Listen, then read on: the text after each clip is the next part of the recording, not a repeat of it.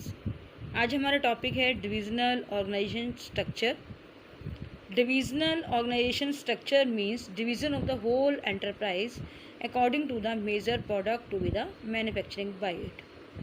Divisional organisation structure के अंदर आप पूरे के पूरे एंटरप्राइज को अलग अलग प्रोडक्ट्स के अंदर क्या करते हैं, मैन्युफैक्चर करते हैं। If in a business enterprise many types of the goods are manufacture, business में आप अलग अलग तरह के गुड्स का मैन्युफैक्चर करते हैं। Departmentization is done on the basis of product instead of a function. If it is not so, there is a constant fear that the production of some product and their marketing will consume much time while some other product will get only a little attention। अब इसके अंदर क्या कहता है कि आपको किसी तरह का डर नहीं होता कि कुछ प्रोडक्ट है मार्केट के अंदर वही कंज्यूम होंगे उस समय पर।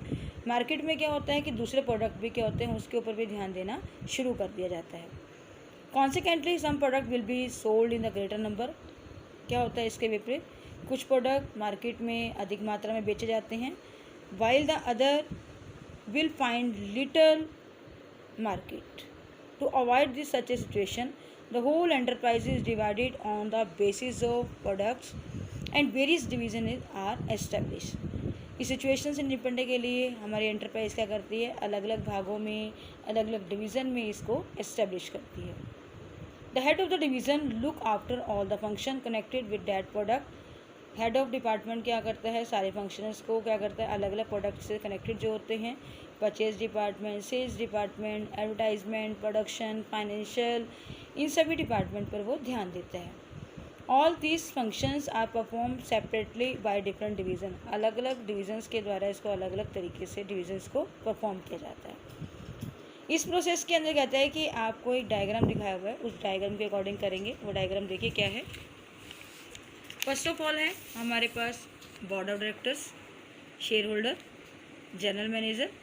दो प्रोडक्ट हो गए आपके, एक मेटल और दूसरा क्या हो गया आपका प्लास्टिक। उसके बाद कहता है मार्केटिंग डिपार्टमेंट के अंदर आपने जो मेटल का बनाया प्रोडक्ट, मार्केटिंग, फाइनेंस और पर्सनल डिपार्टमेंट। फिर बच्चे उसी के बाद ही आपका प्लास्टिक डिपार्टमेंट जो दिखाया गया था, production department, marketing department, finance department और पर्सनल डिपार्टमेंट। इसके अंदर कहता है advantages of the divisional organisation.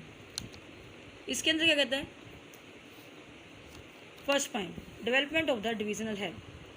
The head of the each division look after all the functions connected with their product. सभी हेड हैं जो ये प्रत्येक डिवीज़न के, वो क्या करते हैं, सभी फंक्शंस को क्या करते हैं, वो प्रोडक्ट से कनेक्टेड होते हैं। जैसे कि purchase, sales, advertisement, production, finance, ये क्या करते हैं, डेवलपमेंट क्या करते हैं, varied skills in the divisional head. हर डिविजनल हेड क्या होता है, अपने काम में काफ़ी कुशल होता है। Divisional results can be assessed. Divisional results को आसानी से पता किया जा सकता है। All the activities of the each division are carried out the independently. Hence the divisional result, चाहे प्रॉफिट है लॉस है, can be assessed easily. On this basis unprofitable division can be close. जो आपका प्रॉफिट में नहीं होता division, उसको आप क्या कर देते हैं, बंद कर देते हैं। Quick decision making, every division is independent in itself.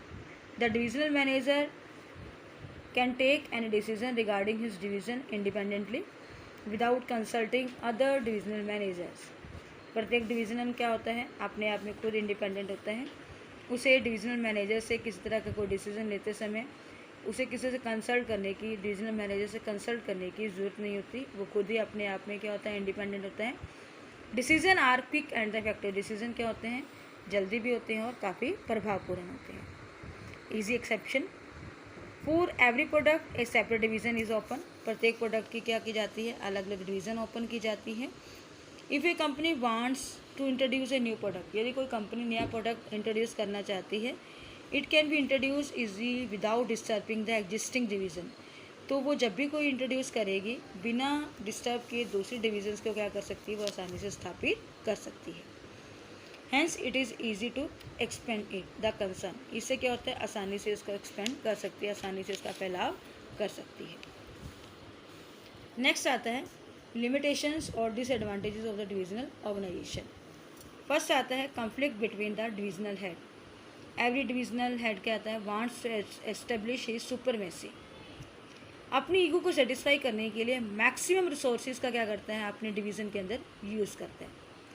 This estimation leads to the conflict among the various divisional head, जिसके कारण से क्या होता है, उसका अलग अलग डिविजनल हेड से क्या हो जाता है, झगड़ा हो जाता है। Duplicity of function.